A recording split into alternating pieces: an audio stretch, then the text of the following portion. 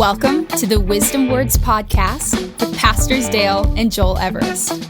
This podcast draws wisdom from the Word to engage the questions of today. Welcome, everybody. For those who are new with us, my name is Joel, and I'm here with my dad, Pastor Dale. He's also known as PD around these parts. Thanks for joining us. Yes, welcome, everyone. Glad to have you aboard, as always. Welcome to episode 14. We're in a series about living healthy as a Christian. We're covering topics like physical health, nutrition, rest and recovery, and finding community and partnership in your pursuit of living healthy. Don't forget to check out our first 3 episodes in this series on biblical principles of stewardship, as well as pillars for healthy living you can apply in each season of your life, and some really inspiring stories from real people who are applying these principles. On this episode, we're going to hear more stories from men and women of different ages and stages of life who walk out these practices really well.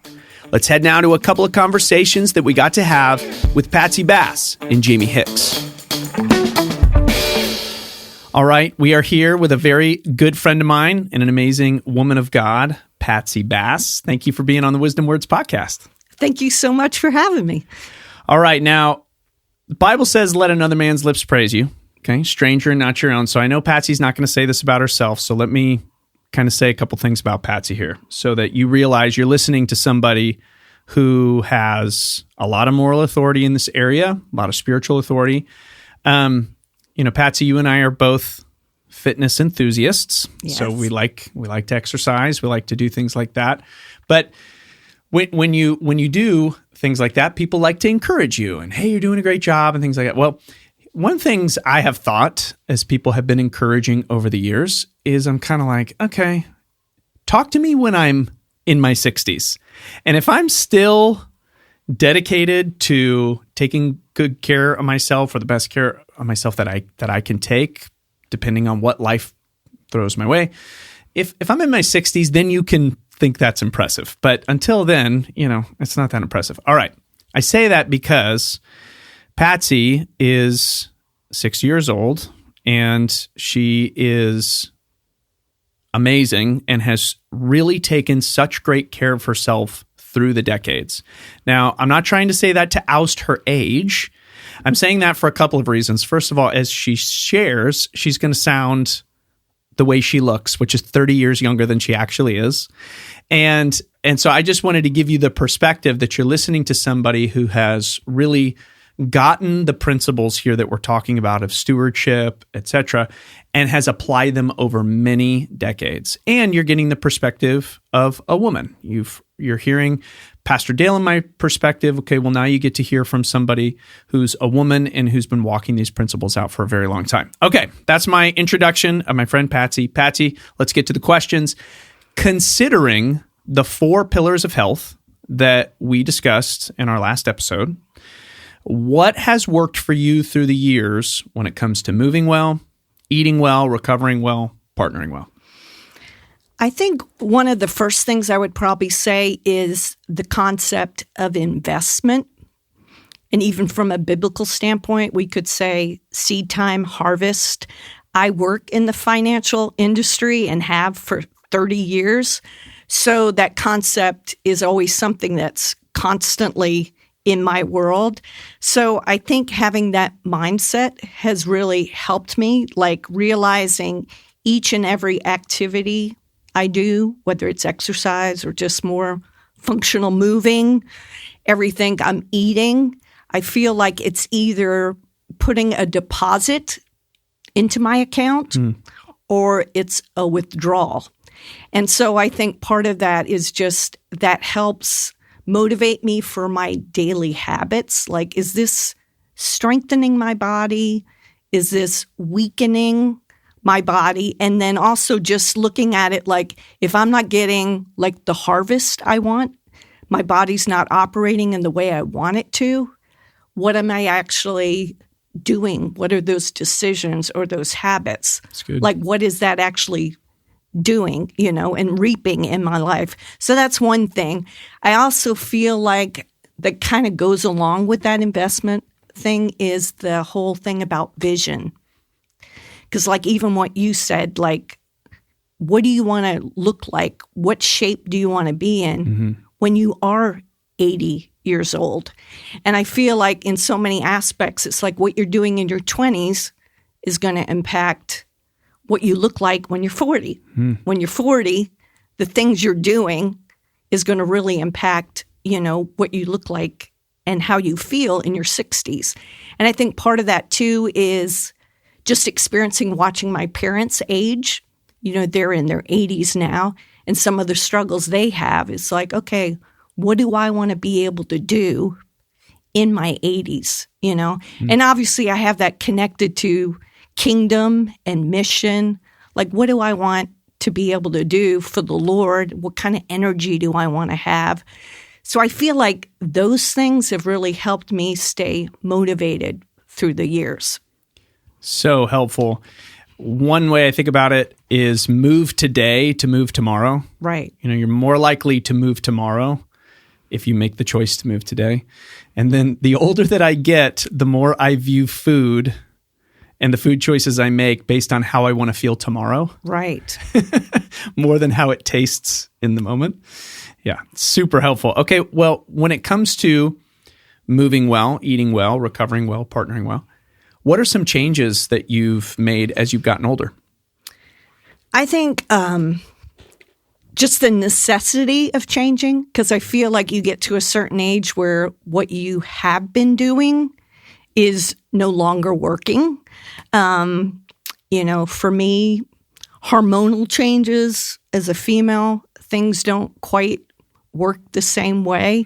And so I feel like even a concept growing up for me, a lot of it was doing things to just be skinny. That was probably Jane Fonda days and just different things, but it was always about being skinny. I feel like now it's all about being strong and building strength. So like part of that for me has been to really, I used to be able to do tons of cardio. I would go from a spin class to a kickboxing class, and it was fine. I couldn't do that now. And I feel like just the level of stress that would put on my body. So as I've gotten older, I've been trying to do a lot more resistance training, strength training to build muscle, because I realize over the years you're losing muscle to try to build muscle. I think the emphasis has been more on just making sure from a functional standpoint, functional movement, like am I going to be able to, when I go on a plane, am I going to be able to put my carry-on, up ahead on the, whatever they call the that, overhead the overhead, just stuff like that. Just even with my parents, like sitting up and down, and that sounds ridiculous, but like building my leg muscles. So that's not an issue. So that's some of the changes I've made. And as far as eating, what the changes I've really been focusing on in this season of my life is trying to eat more protein. It's funny how much you can get away with when you're younger. I used to love pizza, ravioli, all of that stuff. Don't do so much of that anymore. But eating more protein to really help build and support muscle. And sometimes it's not even necessarily to build muscle, it's to maintain the muscle I already have, or that I have and want to keep. So that's part of it. I've also been trying to do more walks.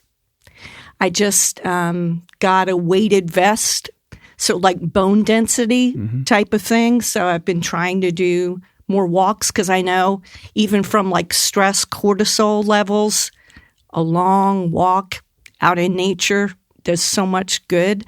So I've been trying to do that as well. And then also prioritizing sleep, making sure I'm getting enough sleep. So that's some of the changes. And I'm constantly listening to different people saying, hey, there's new research that some of these things we do work for men, but they don't work for women. It actually is, bad for, so just constantly trying to learn new things and just pivot as I age. I think that's super helpful. When it comes to following Jesus and his calling on our lives, that's realized through a lifetime succession of seasonal assignments. You're not always having the same assignments in the kingdom. Well, in a similar way, a lifetime of health comes through things that work seasonally. Okay, we're all facing challenges, all facing difficulties in this pursuit of stewarding this very fragile vessel called our bodies. What are some challenges you faced over the years with these 4 pillars? Well, one thing your father has said over the years, Pastor Dale, and it's always a phrase that always bothers me, but I know it's so true. But it's always God isn't committed to our comfort. He's committed to our growth. And, so over the years, I've always been I just so wish he was committed to our comfort. But it's if we're seeking comfort, whether it's comfort food or to continually be comfortable, it's not going to be good for us, and we're not going to grow. So that's one thing. It's kind of okay, continually trying to submit to being uncomfortable. And often doing the right things cost you more. It's more inconvenient, but it's it's what's good for you. So trying to embrace that and not seek things that are just going to make me comfortable. I think another thing is to not pursue perfection in all of this, but progress over perfection. Because I think what happens to a lot of people, and big grandiose goals, and it's they don't work. And so you don't do it 100%. You don't do it perfect. So then you just give up. And it's that proverbial, I'll start again on Monday type thing, where it's okay, I ate something I shouldn't eat. My big temptation is chips and guacamole.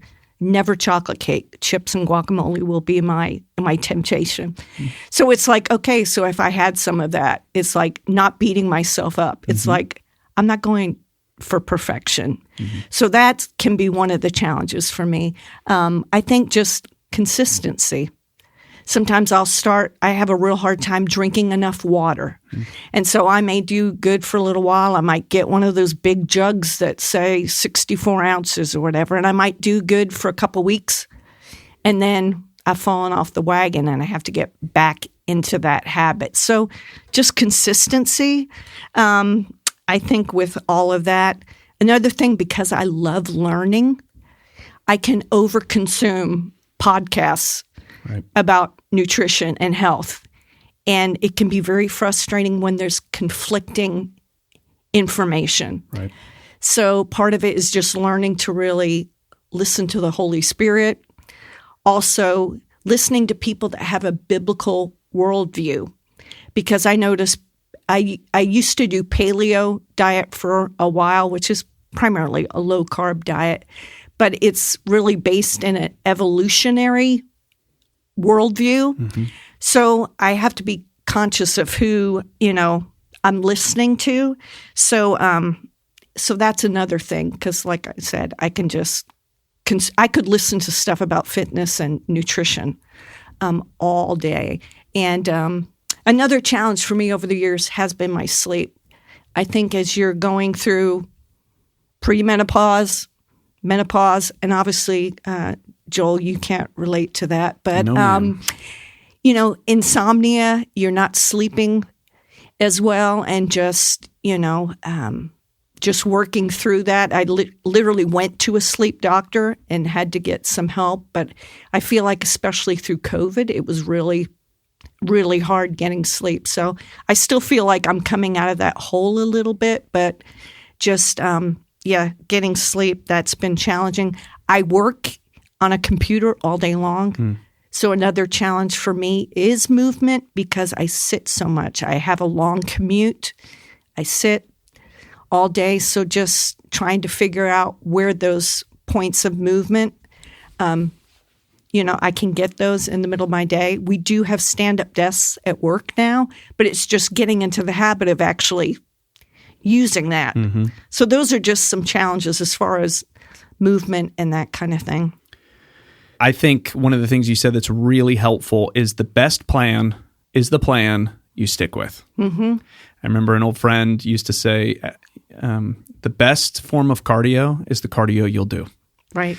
And so we would encourage the listener, consume fewer sources of knowledge and apply more of what you already know. Right. Because the thing you do consistently is going to get you the best results. That's really, really helpful. Okay, before we wrap our interview here, just anything you can think of that a listener might be going through that you thought, man, if I could hear someone say this from a biblical worldview, from a stewardship standpoint of being healthy, man, I would have loved to have heard somebody say this when I was younger. What would you say to someone who's listening? Well, I think my journey to fitness and getting serious about it started, I don't know, about 20 years ago, 25 years ago. I was preparing to go to Nepal for one of my first mission trips and knew what we would be doing a lot of trekking up and down the mountains. But I feel like going through that experience, I was like, I don't ever want any physical limitations on my part that were caused by how I steward my body to prevent and to be a hindrance to me fully pressing in to the purposes of God, no matter what He's called me to. So it was kind of like, I want to continually be able to say yes to Jesus, no matter what He calls me to. So my ultimate motivation, I believe, is just because it's tied to kingdom values, it doesn't come and go. It's sustained because it's like, it's kind of like I almost want to be like Caleb. It's kind of like God says, take the mountain when you're 80 and you feel like you're in your 40s. So it's like no matter what He calls me to, I can say yes, and I can continually obey the call of God on my life. And so that's the ultimate, like have it anchored to something that doesn't change. So I feel like when it's kingdom, seeking first the kingdom, even with how you're stewarding your body, will help you sustain just that motivation to keep going in pursuing health. Well, Patsy, thank you so much. You're an amazing example of the principle of stewardship in all areas of your life. You're a great example of trying to cooperate with the Creator in the way that He's made things so that you can be fully available to do everything He's called you to do. Thank you for your time today. Thank you. Hey, we just want to take a minute and thank you again for joining us today. We'd love for you to subscribe to the Wisdom Words podcast if you haven't already. If this episode is helping you, please share it with a friend or share it on social media or both. And if you'd like to support this ministry, you can head to lifereachresources.com or newsongnashville.com and click the Give tab. Your support means so much to us and helps us bring Bible-based content to you and folks all over the world. We are here with Jamie Hicks. Jamie, thanks so much for being on the podcast. Yeah, it's a pleasure. All right, let me give a little bit of a bio, and you have an extensive bio, Jamie. Jamie is a husband. He is a father of two grown kids, one here in the States and one on the other side of the world as a missionary. Mm-hmm.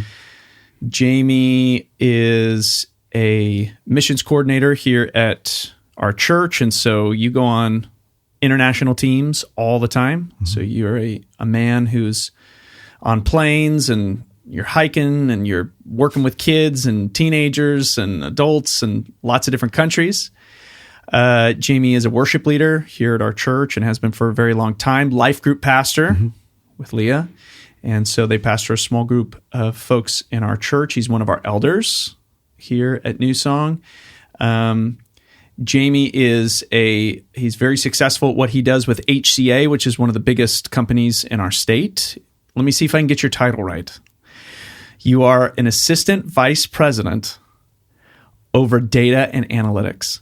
Yeah. Close. Yeah. Close? Yeah, okay. Yeah. So that's just tell me you're smarter than me without telling me that you're smarter than me. It's that title right there. So Jamie does so many things. And then over the years, Jamie's just done such a great job at taking good care of himself.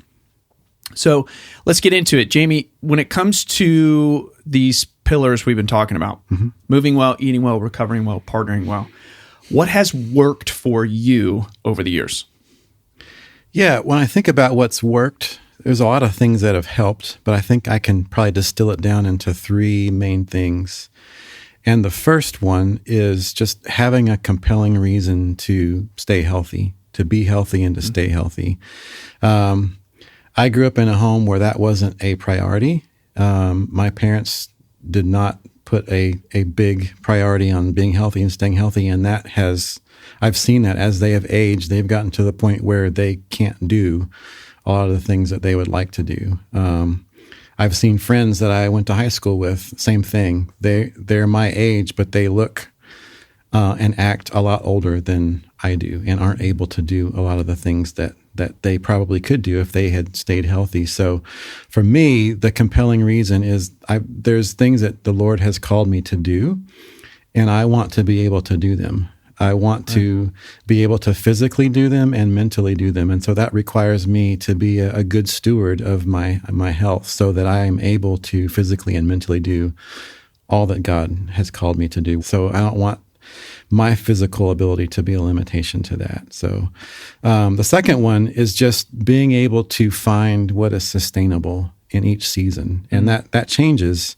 But yeah, after, some experimentation in different seasons of my life, failures, successes, being able to land on a behavior or an activity or a practice that can be sustained for months and months, not just days or weeks, that's been helpful. So effort plus consistency equals progress and transformation. So I can put out effort, but if I'm not consistent with it, then it's not going to produce progress. It's not going to produce transformation. So to be able to have that effort and be able to do it for the long haul consistently is what has helped me remain healthy. And then the last thing that's really helped, especially as technology has changed, is those technological aids. You were talking about my title, it's in data and analytics.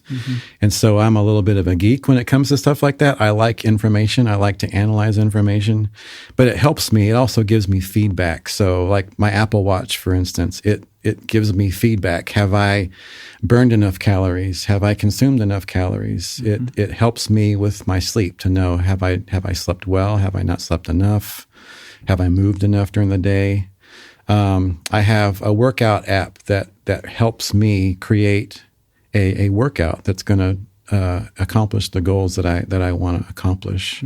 An eating app that basically helps me monitor how much food I'm consuming and the types of food that I'm consuming. It really helps me to have that feedback. And just electronic devices like a scale that or a blood pressure cuff or whatever that automatically registers those pieces of information. It helps me. That way I'm not having to put out the effort to write those things down and keep a log. It just does it automatically. And then it makes it easier for me to be able to share those statistics with like a physician or something like that. So those three things have really helped me, I think, over the years maintain health. So helpful. It's also so helpful, Jamie, to know you didn't grow up in this. Sometimes I think people think, well, I didn't grow up as an athlete or I didn't grow up with super healthy parents. So, it's just the way I was raised. It's so challenging. But it's incredibly helpful to hear you say, well, I didn't grow up with this either. And yet the conviction, the mindset is what has driven you to some of these different activities that are sustainable and helpful and measurable. I think you're one of our only interviews that has really talked about how technology can help you with this stuff. It can take a lot of guesswork out. So that's really helpful as well. Over the years, what changes have you had to make? And I have one specific question I want to ask about that, and then whatever you want to add to it. Yeah. But I know for a really long time you were an avid runner. Yeah. So I know that's a little bit of a change you've had to make as the years have gone by. But what are changes you've had to make with your moving, your eating, your recovering, your partnering as the years have progressed? Yeah. So I think I started this health journey of being intentional about being healthy probably about 23 years ago.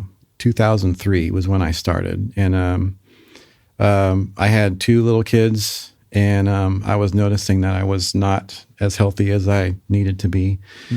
And I didn't have a lot of income. So I was like, what can I find that is not going to require a lot of money outlay that can help with staying healthy, and running was the first thing that came to mind. And but that was something I didn't have to buy a lot of expensive equipment. I could just, as long as I had a good pair of shoes, I could go out and run. And so that began in 2003.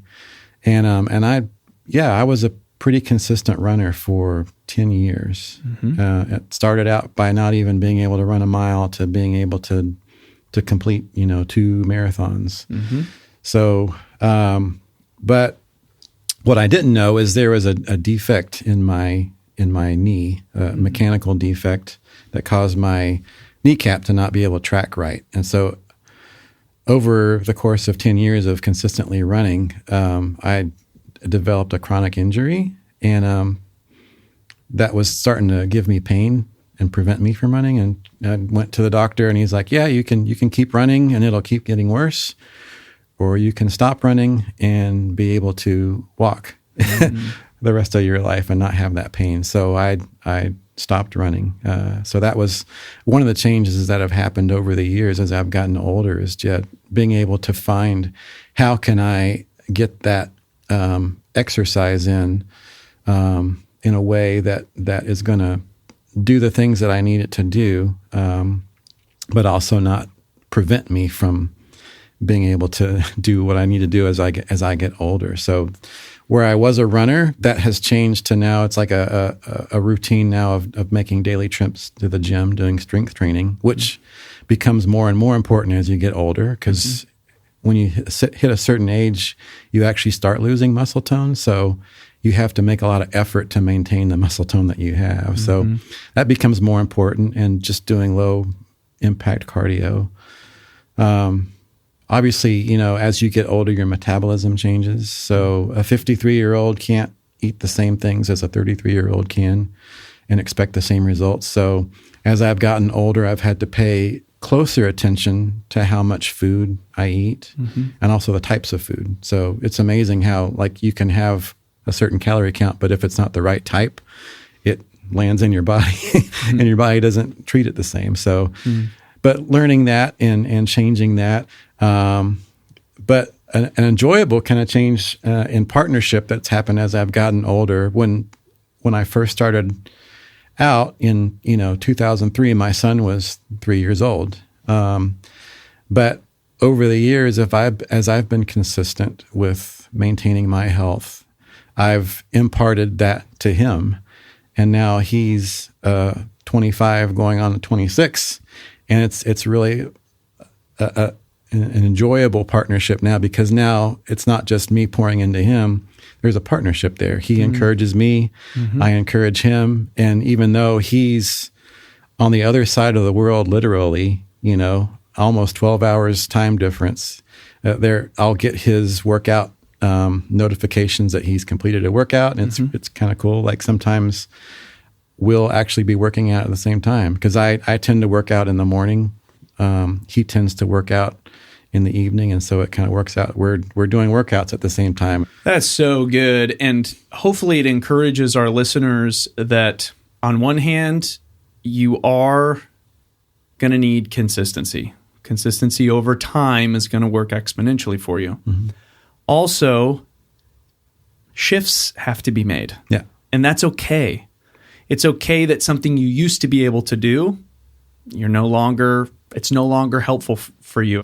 That's super helpful, Jamie, to hear you say that as a man in his 50s who didn't grow up in this, but has stewarded his body well. What challenges do you think you have been the biggest challenges you faced with these pillars of health over the years? Yeah, I mean, one big one was, a few years ago when I had to lay down running. That was a challenge, because that was actually something that I enjoyed. And it was beneficial to me, not just physically, but spiritually. That was a time where where I would be, I'm not a person that likes to work out with people. Mm-hmm. I like to work out alone. And that was a time for me to get away and be with the Lord in my thoughts as I was running. So that was a challenge to not only to try to find something else that would meet the physical needs that I needed, but it was also just grieving the loss of something that I enjoyed. So, so that was a challenge. But the Lord was with me and gave me strategy and how to deal with that, to move on from that, and to find something else that I enjoy that is just as beneficial. So, and then just getting enough sleep can be a challenge, I think. So, especially in the world that we live, where there's always stimulation, to be able to say, no, it's time to go to bed, to put the phone down, to turn the TV off, and to go to bed at a certain time, so that I know that I have enough sleep so that I can wake up in the morning to do the things that the Lord has called me to do. Mm-hmm. So if I want to have an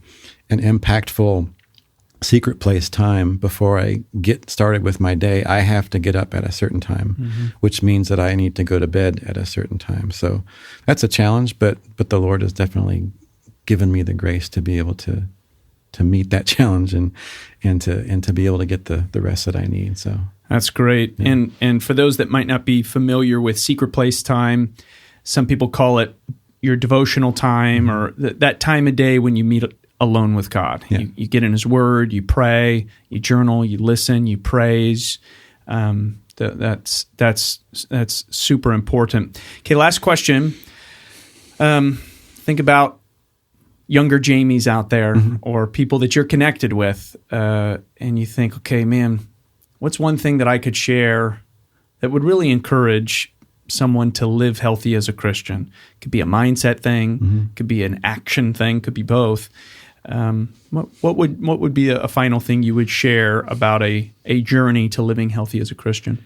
Yeah, for people like me, the Jamies that are out there, I would say, and it's something that we talk about at New Song a lot. It's being disciplined to devotion, not devoted to discipline. So I know there are people out there where having disciplines are hard, and that's their issue, is that they don't have discipline.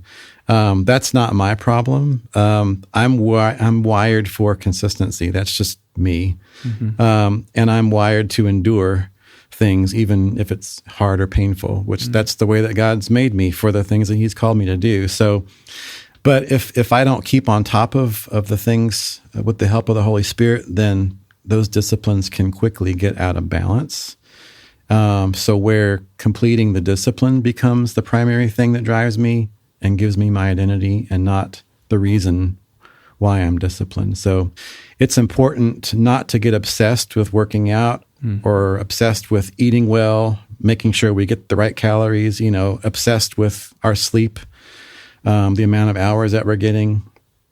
And that's where partnering well, I think, will help pay dividends, because when we partner with the Holy Spirit, have partners in our life that will tell you when you're getting a little out of balance, when things are getting upside down. That's helpful. But just to keep the disciplines are there, not as the ends, but they're the means to the goal. And the goal is that you are being able to be devoted to everything that the Lord has called you to do. I think that's the biggest thing. If I could share that to myself, 20 years ago, that probably would have helped a lot. So this has been awesome, Jamie. Thanks for coming on the podcast. Yeah, thanks for having me. Yeah. We sure hope this has been helpful for you today and gives you some wisdom to consider for living healthy as a Christian in every season of life. On our next episode, we're going to hear more stories from men and women in different stages of life and learn what's working for them in their pursuit of living healthy as a Christian. You're not going to want to miss their super practical and encouraging insights. We'll see you then. Thanks for listening. Thank you so much for tuning in today. Don't forget to subscribe so you don't miss any of our new episodes. If you'd like to support our ministry, head to lifereachresources.com or newsongnashville.com and click the Give tab to help us continue to bring Bible-based content to you and others around the world. Join us next time here on the Wisdom Words Podcast.